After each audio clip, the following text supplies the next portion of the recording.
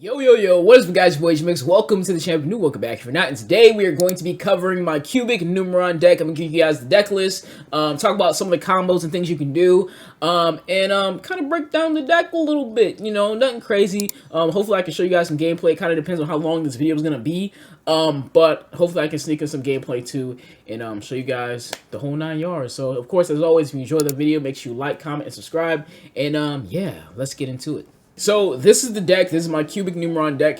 It has literally two sides. It's in the title of this video, cubic and Numeron. So you have two win conditions. So I'm just going to break down the cubic side of the deck, and then we'll go into the Numeron side.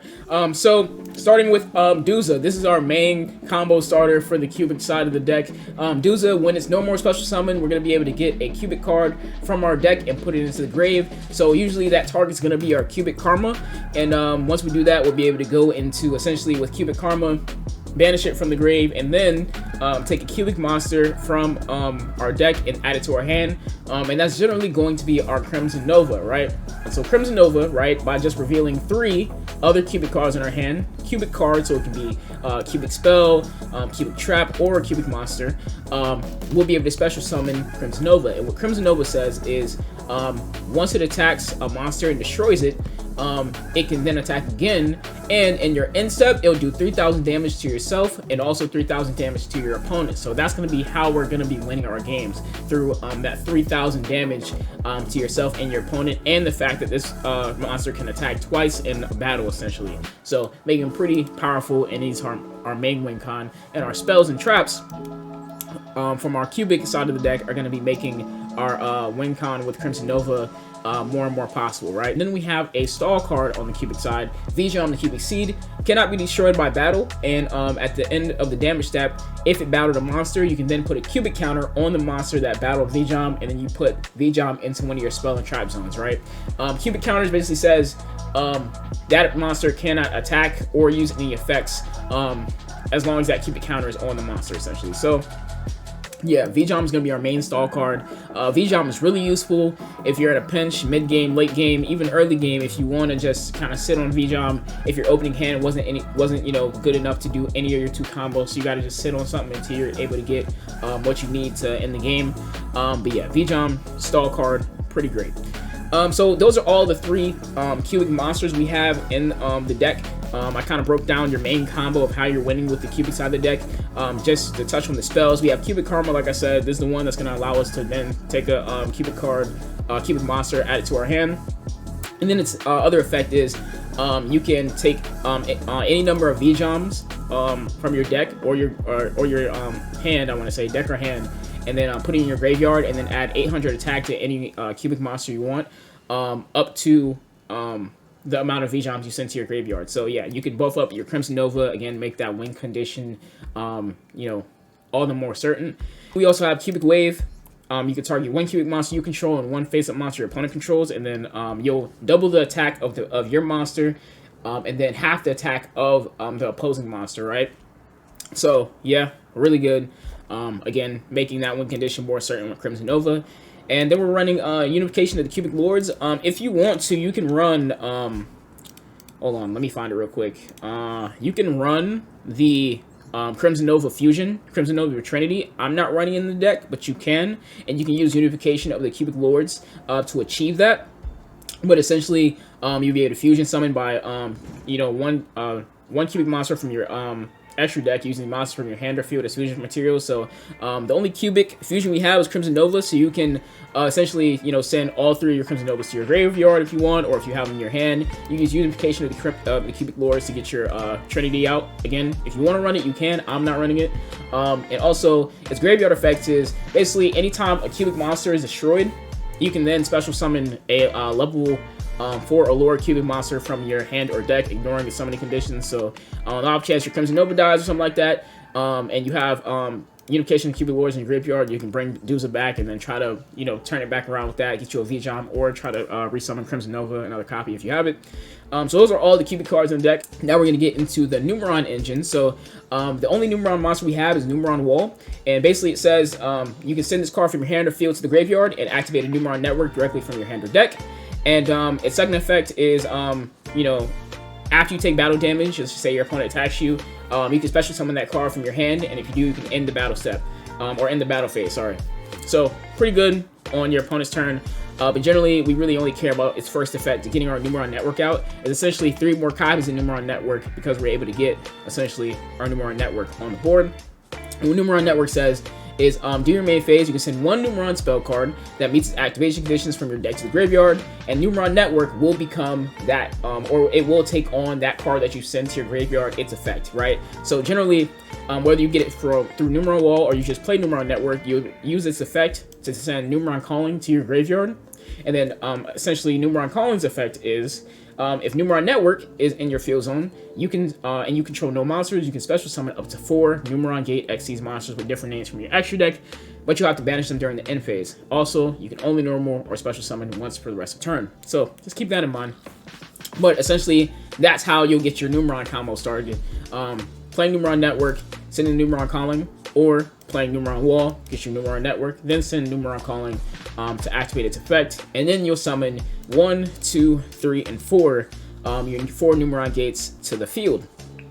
And once you do that, essentially what your Numeron gates allow you to do is every time they attack, and also they cannot be destroyed by battle, so keep that in mind. But every time they attack a monster, or if they battle a monster, sorry, at the end of the damage step, they will double the attack of the rest of your Numeron gates. So essentially, you attack with number 1, 2, 3, and 4 will gain 2,000 attack. Number 1 will gain 2,000 as well, but it won't be able to attack anymore because it already attacked. So essentially, the goal or the combo, quote unquote, is going to be you attack with your Numeron gate into the monster. If it's a higher attack, doesn't matter. You'll attack.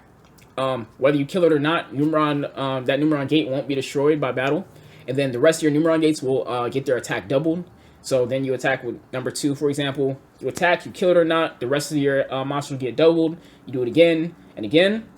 And essentially the last monster or Numeron gate that you have will have 8,000 attack, right, essentially, if your opponent didn't do anything. So that 8,000 attack will end the game if your opponent has no more monsters and aren't able to do anything to stop it. Now, on the chance that you aren't able to win with your Numeron gates, you also have a few other options that I have in the extra deck, right? You have Sunya, and what Sunya says is you can go into your main phase 2 in the case that you weren't able to kill, and if you did at least 5,000 damage, you'll win via Sunya, right? Because what Sunya says is you can Xyz Sunya in your main phase 2. You don't have to, but that's generally how you will. You'll summon Sunya in your main phase 2 using number 1, and then it will banish all monsters on the field, right? And then on your next standby phase, Sunya will come back, and depending on how many Xyz monsters you banished, not including itself, it will be the other 3 Xyz that you had. And if your opponent has an Xyz on their side of the field, it'll count.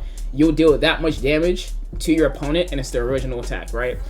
So that will end the game. And that's why I said you kind of want to do at least 5,000 damage. If you are able to, you'll win the game, because if your opponent didn't summon an Xyz monster, you'll only have 3,000 damage there, and you'll still have to somehow get that last 1,000 damage off on your opponent. So essentially that's the deck. Break it down one more time. You have the cubic side of the deck. Duza into Cubic Karma, get whatever you need to get your Crimson Nova out by revealing the 3 Cubic cards, and then you kind of win via that way. You can supplement it by using, Cubic Karma, Cubic Wave to boost up your Crimson Nova as well. And then the Numeron side, whether you use Numeron Wall or you use Numeron Network, you trigger Numeron Calling's effect through Numeron Network to get your 1, 2, and 3, 4 gates out. You try to kill with the gates if you can, and you did at least 5,000 damage. Meaning your opponent's at 3,000, you can then Sunya and then win the game that way. And if they also summon an Xyz monster, in the case you're going second, this is kind of going second deck, so you want to go second. If they summon an Xyz monster, you'll banish that monster as well and do 4,000 or more damage, essentially, ending the game, right? So that's essentially how the 2 combos will go. And also, just to break down the rest of the extra deck real quick, we're running a Dreadnought to go into our Zeus, and Zeus should be able to detach 2 materials from this card and send all of the cards from the field to the graveyard, and that's all cards. So pretty good there. 3,000 attack and defense, pretty good. And then we're running Nightmare Phoenix and Nightmare Unicorn, just some Link staples, and we're running Infinitrack Fortress Megaclops, right? On the off chance that you don't feel like you're going to be able to kill your opponent via Sunya, let's just say you didn't do at least 5,000 damage, you can then go into something like Megaclops, or even your Zeus if you want to. And then Megaclops has 4,000 attack, so can't be affected by other monsters' effects, and can't be destroyed by battle. So you can sit on Megaclops and then win the game the next turn that way, or at least attempt to win the game that way. So you'll have a little bit of insurance that at least you won't die. So yeah, that's pretty much the deck. Other than that, in this deck we have Effect Veiler, Ash Blossom. We're running 2 more Summoner Monk, basically, or sorry, 2 Summoner Monk.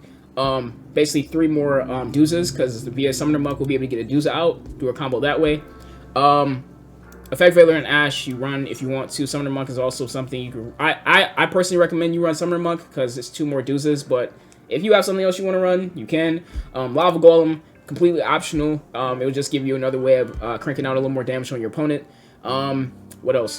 Foolish Burial, I recommend you put in the deck. It'll allow you to put your Cubic Karmas in the grave, any of your other Cubic cards, or spells or traps, because they also have secondary effects. Cubic Waves allows you to put Cubic counters on your opponent, and Unification, we talked about something at level 4, so if you want to put one of those in the graveyard with Foolish Burial, you could as well. But I recommend it for sure, trying to get a Cubic Karma in the grave.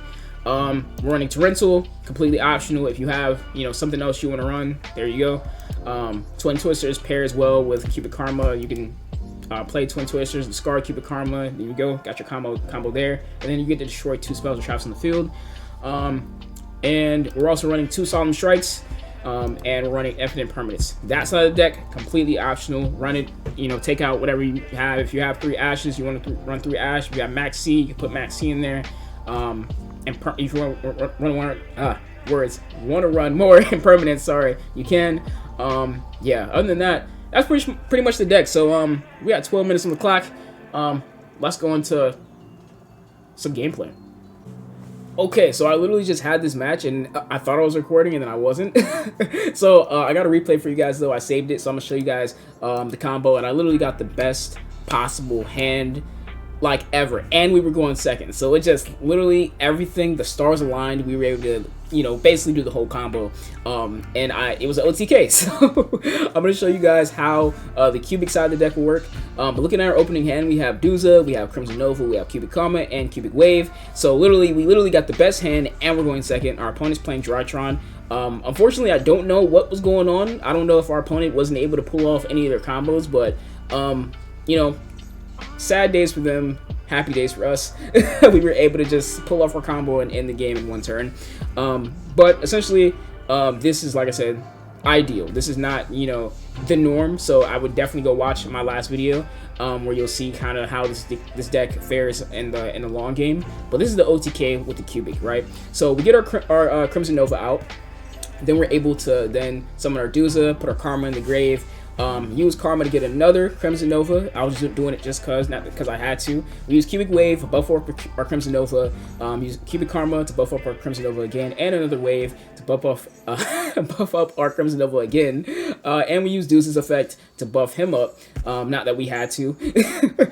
So we're rocking 16,800 attack, and we put a cubic counter on our opponent. We attack with Duza, then we attack with our Crimson Nova, and yeah, 16,800 damage.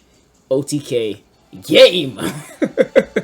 It was pretty crazy, dog. I'm not even gonna lie. Like, that was ideal. Like, games are not usually like that, so I definitely recommend you go watch my last video where you'll see how this deck fares in the late game, mid to late game, because that one was a lot more intense. But essentially, this is the deck. That's how you pull off your cubic combo, so you can kind of see how it'll go when you're using this deck too. But as always, if you enjoyed the video, make sure you like, comment, subscribe. Let me know in the comments what you guys think of the deck. What would you change? What would you add? What would you take out? Would you even run Crimson Nova Trinity? Me personally, if you're summoning Crimson Nova Trinity, you're gonna win the game. But if would you run it? Let me know. All those things. If you enjoyed, already said it. As always, I'm out of here. Peace.